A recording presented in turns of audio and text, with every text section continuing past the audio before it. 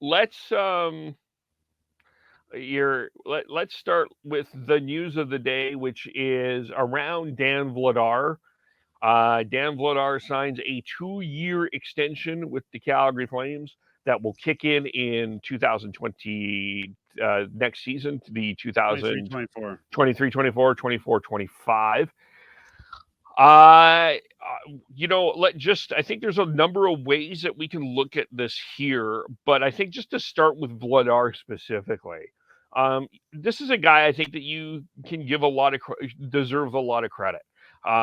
Came in, not a lot of fanfare, acquired from Boston at a third round pick, in a situation in Boston where you had probably a goaltending battle, and then Vladar comes in. He does his work. He does his job. Daryl Sutter never played him at home all last season. And then lo and behold, he has a really strong preseason. And lo and behold, yes, Markstrom is sick, but Daryl Sutter is not afraid to put Dan Vladar in probably one of the bigger games of the year early in the year, Hockey Night in Canada in Edmonton, and Vladar beats the Oilers, gets the extension from just the Dan Vladar perspective. This is a situation where a guy clearly earned. This is an example of a guy working and earning his contract.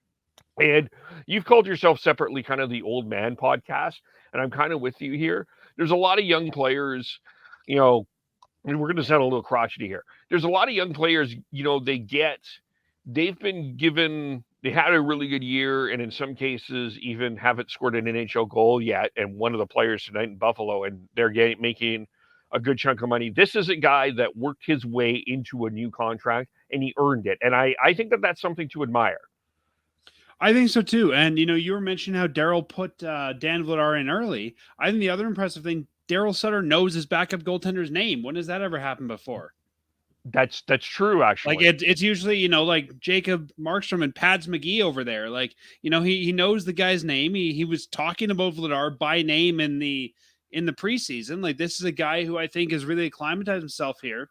And talking about contracts, I think this is a very reasonable contract for a backup goalie who I think is on his way up, for a goaltender who's still young. Dan Vladar right now is a 25-year-old goalie at 2.2. I think this is the kind of deal you're starting to see out of guys saying, I'm buying in and I want to be here. Yes. I think Vladdy could get a lot more money on the open market. Well, not a lot more. I think you could probably get up to $3 million on the open market, but I think you're starting to see guys say, I want to be here. Yeah, and I think this is the other part of this entire conversation that I think is fascinating, and it's sort of, and you talked about on your podcast, you and Matt talked about what a good coach means to this organization, or to your organization. I really feel like there is now, for the last couple of years anyway, it looks and feels like there is a philosophy around your structure of how your players are, and this is another good example. Well, I You've think got not only of coaches, Kevin, I don't mean to interrupt you, but the Flames put in a whole goaltending department, right? It used to be yes, Jordan Siglett. Now they've got 2 or 3 guys working with goalies. yes, exactly. So you have a philosophy in place, but you're helping me make my point. There is a philosophy in place of how you're developing players and sort of the structure around what is sort of expected here. So you've got Markstrom as your number one.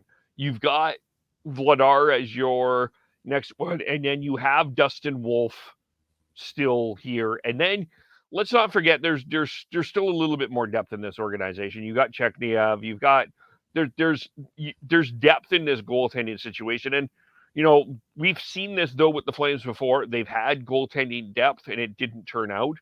But I feel like, again, you talk about the goaltending department. I feel like at least, and you can see this with Vladar, and you can see this with people that have watched Vladar listening to people that have watched Vladar very closely. He has come and he has been able to improve his game, and it's you give credit to Vladar for that, absolutely, but that's also a contribution to coaching, development, and philosophy.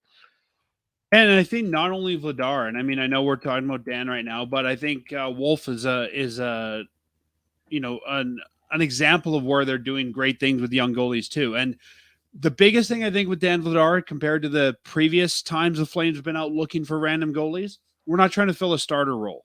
I think Dan Vladar would not be doing as well if he was thrust into 60 games a year. If he was trying to be the next Kerry Ramo or guys like that who they were really trying to, bring into the NHL in that starting role. I think Vladar's developing because he's playing 15, 20 games a year.